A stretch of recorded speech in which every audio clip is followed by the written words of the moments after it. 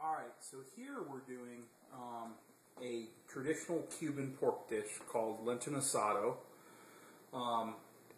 It's served with a mojo sauce. So what I'm showing you right now is the prep. The marinade right over here is basically the same as mojo sauce, and all you do is follow the recipe to put that together in a food processor. You could also use, as I mentioned, in a bowl. You could use the back of a spoon to crush up the garlic and stuff. But this is the orange juice, lemon, lime juice, the oregano, and all the garlic that we're going to marinate the pork shoulder in for 24 hours. So you've got the marinade ready. Now here's the pork shoulder. This is a Boston butt is what they call it. And you can see you've got one end here that is not really fat capped, and the other end that has a nice fat pad on it.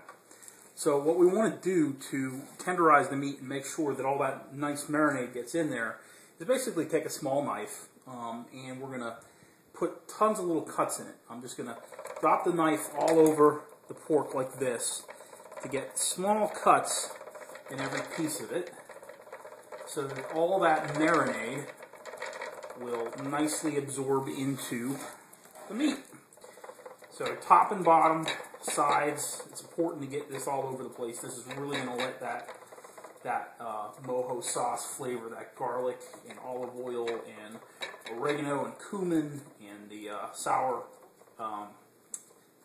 the orange, lemon, and lime juice soak into the meat really well. I'm going to get through the fat too. Let it get into the fat. So, takes a little bit, but again, you really want to make sure that you've got this really good so that flavor gets through. One more side over here, and you've got a bone in a Boston butt. So just kind of work around that bone to make sure you've got it poked and tenderized and ready for the marinade. Alright, I think that's pretty good.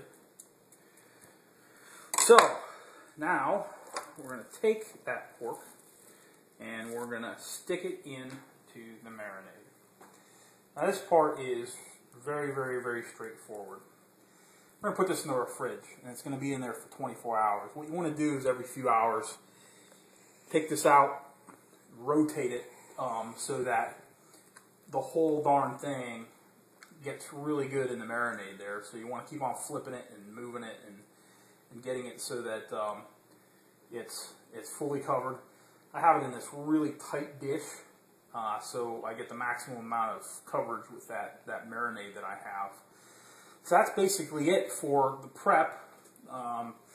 Next, I'll show you the cooking process and what it ends up looking like.